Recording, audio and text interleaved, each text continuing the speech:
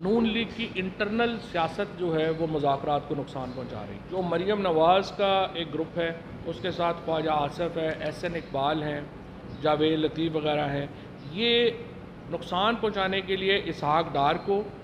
سعد رفیق کو، اعظم نذیر تارڑ کو احمقانہ بیانات دے رہے ہیں اور یہ چاہتے ہیں کہ مذاکرات کا عمل آگے نہ بڑھے۔ جو حکومت کی مذاکراتی ٹیم ہے انہوں نے کوشش کی ہے کہ معاملات جو ہیں وہ آگے بڑھیں۔ اب دیکھتے ہیں کہ نون لیگ کی جو انٹرنل پالیٹکس ہے وہ کدھر جاتی ہے اور یہ مذاکرات کامیاب ہو پاتے ہیں یا نہیں ہو پاتے۔ آج جیسا کہ 9 بجے آپ لوگوں کے مذاکرات فائنل راؤنڈ میں ہوگا تو بظاہر لگ رہا ہے کہ مذاکرات ناکامی کی طرف جا رہے ہیں، ودن پی ڈی ایم بہت سے رہنما اس کی مخالفت کر رہے ہیں، تو نیکسٹ اسٹریٹجی جیسے کہ کل آپ لوگوں نے پشاور، لاہور مختلف جگہوں پہ تحریک کے حوالے سے آپ نے کہا کہ باقاعدہ طور پر آغاز ہو چکا ہے، تو کیا لانگ مارچ یہاں پر آ کے اختتام پذیر ہو جائے گا یا پھر دھرنے کی شکل اختیار کر جائے گا؟ کیا اسٹریٹجی آپ لوگوں کی؟ میں نے آپ کو عرض کیا کہ اگر آئین ختم ہوتا ہے اور الیکشنز کا رائٹ لے لیا جاتا ہے پاکستان کے لوگوں کا پھر سڑک فیصلہ کرے گی کہ ہم اپنے حقوق لے سکتے ہیں یا نہیں لے سکتے۔ اگر ہم تحریک نہیں چلا سکتے، پاکستان کے لوگ گھروں میں بیٹھے رہیں گے، تحریک نہیں چلے گی۔ اگر آپ نے اپنے حقوق مانگنے سے ملتے ہیں، گھروں میں بیٹھے رہنے سے تو نہیں ملتے، تو انشاءاللہ ہم لیڈ کریں گے اور جس طرح سے عوام نے اس کو ہمیشہ سپورٹ کیا ہے آپ دیکھیں گے عوام سپورٹ۔ ابھی تک تمام کوششوں کے باوجود، عدالتی احکامات کے باوجود جو مسنگ پرسنز کے معاملات ہیں وہ بڑھتے جا رہے ہیں۔ اب کہا جا رہا ہے کہ ایک اور ویب ٹیلی ویژن کے کسی بھائی کو اٹھا لیا گیا ہے۔ دیکھیں یہ جو کسٹوڈیل ٹارچر ہے، اٹھا کے لوگوں کو لے کے جانا، انہیں برہنہ کرنا، تشدد کرنا، یہ تو ناقابل آپ سمجھیے کہ ایک ایسا جرم ہے جس کے اوپر کوئی آنکھیں بند کر ہی نہیں سکتا۔ یہ بالکل ہی آپ پاکستان کو لاہور، کراچی، اسلام آباد سے اگر لوگ اغوا ہو رہے ہیں اور ان کے کوئی حقوق نہیں ہیں تو پھر آپ یہ تو پاکستان کی ریاست کی دشمنی کر رہے ہیں اگر آپ یہ کر رہے ہیں، تو اس کی ہم شدید مذمت کرتے ہیں۔ اور پھر جس طرح سے عدالتی احکامات کی پرواہی نہیں کی جا رہی، پرویز الہی صاحب کے اوپر جو ہے وہ ان کی ضمانت ہوئی ہے اور ان کے گھر کے اوپر آپ نے دیکھا کس طریقے سے ان کے گھر کے دروازے توڑے گئے۔ حسان نیازی، علی امین گنڈا پور، یہ تمام لوگ وہ ہیں جن کی عدالتوں نے ضمانتیں لے لیں اور اس کے باوجود جو ہے ان کو رہا نہیں کیا جا رہا۔ پاکستان میں عدالتی نظام کو ایک سسٹمیٹک طریقے سے، ایک منظم طریقے سے پاکستان میں عدالتی نظام کو ختم کیا جا رہا ہے اور یہ سلسلہ عمومی مقدمات سے شروع ہو کے اب ہائی پروفائل کیسز تک، حتیٰ کہ سپریم کورٹ تک پہنچ گیا ہے۔ آج چیف جسٹس پاکستان نے جو ایک آبزرویشن دی ہے وہ بڑی صائب آبزرویشن ہے۔ اس میں انہوں نے کہا ہے کہ تمام ادارے سپریم کورٹ کے احکامات کے پابند ہیں آرٹیکل 190 کے تحت،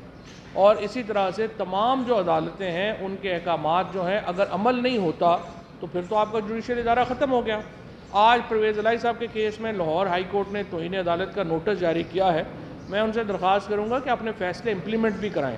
صرف فیصلہ کر دینا کافی نہیں ہے، فیصلہ اگر عمل درآمد ہی اس کے اوپر نہیں ہوگا تو آپ کا ادارہ بحیثیت ادارہ آپ جو ہے وہ اپنی پوزیشن جو ہے وہ ختم کر رہے ہیں۔ اس لیے تمام جج صاحبان جو فیصلہ دیں اس کے اوپر انہیں عمل درآمد کرانا چاہیے۔ امریکہ میں جو ایک کمیشن ہے فار ریلیجس فریڈم، یعنی مذہبی آزادیوں کے لیے جو کمیشن ہے، اس نے پاکستان کی موجودہ حکومت کی مذمت کی ہے کہ جس طریقے سے انہوں نے توہین مذہب کے قوانین استعمال کیے تحریک انصاف کے خلاف۔ میرا یہ خیال ہے کہ ایک بڑی مثبت ڈیولپمنٹ ہے کہ دنیا پاکستان کے اندر جو ہیومن رائٹس کی وائلیشنز ہیں، انسانی حقوق کی جو وائلیشنز ہیں، ان کے اوپر جاگ رہی ہے، اور اب 100 سے زیادہ جو کانگریس مین ہیں وہ ایک مشترکہ خط لکھ رہے ہیں سیکرٹری بلنکن کو، جس میں وہ ڈیمانڈ کر رہے ہیں کہ جو پاکستان میں کسٹوڈیل ٹارچر یعنی زیر حراست جو تشدد ہے اس کے جو الزامات ہیں اور اس کے ساتھ ساتھ جو انسانی حقوق کی خلاف ورزیاں ہیں ان کے اوپر کارروائی عمل میں لائی جائے۔ جرمن امبیسڈر آئے تھے عمران خان صاحب کے پاس، ان سے بھی ہم نے یہ کہا ہے کہ یورپی یونین کو بھی اس معاملے کے اوپر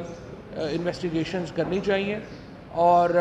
وہ واضح تھے کہ یہ بہت اہم معاملہ ہے اور دنیا اس سے آنکھیں بند نہیں کر سکتی. اس کا تعلق کسی پاکستان کے معاملے سے، ایک کسی حکومت کے اس معاملے سے نہیں ہے. اس کا تعلق دنیا میں جو انسان کی ایک ترقی ہوئی ہے، ڈیولپمنٹ ہوئی ہے، انسانی حقوق ہوئے ہیں. میں یہاں پہ یہ بھی آپ کو یاد کرا دوں کہ قائد اعظم محمد علی جناح نے پاکستان کی جو سربراہ مملکت کی حیثیت سے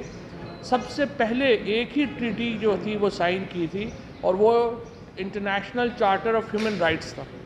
اور اس سے آپ اندازہ لگا سکتے ہیں کہ جب پاکستان بنایا گیا تھا تو قائد اعظم محمد علی جناح کا پاکستان میں ہیومن رائٹس کے اوپر کیا ویژن تھا. اور دنیا میں جو بھی پاکستان میں انسانی حقوق کی بات کرے گا، پاکستان میں مذہبی آزادیوں پر بات کرے گا، وہ پاکستان کے عوام کا دوست ہوگا، اور اسی لیے ہم اس کو ویلکم کہتے ہیں. جی بن